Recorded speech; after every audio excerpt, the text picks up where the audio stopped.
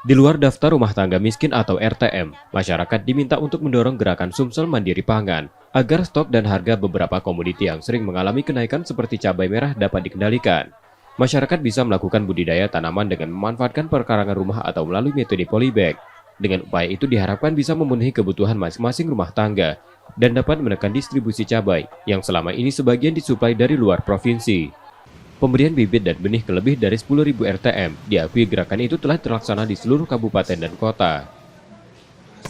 Jadi sudah sering kita sampaikan kepada masyarakat, kalau kita tidak mau merasa bahwa harga cabai merah atau cabai itu mahal, kenapa kita tidak menanam sendiri di rumah?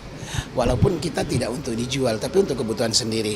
Nah ini kita berharap kepada masyarakat itu untuk memenuhi kebutuhannya dulu sendiri, sehingga berapapun kenaikan bahan pokok khususnya cabai tidak akan terasa gitu loh, tidak akan terpengaruh. Ada beberapa yang kita disuplai seperti cabai rawit kita memang masih disuplai, tapi kalau cabai keriting itu kadang sudah lebih banyak produk kita sendiri. Gerakan ini tengah didorong dapat terlaksana merata seluruh sektor untuk pemenuhan kebutuhan pokok dan pengendalian inflasi. Reski Oktora, Mokles Diferensial, Kompas TV, Palembang, Sumatera Selatan.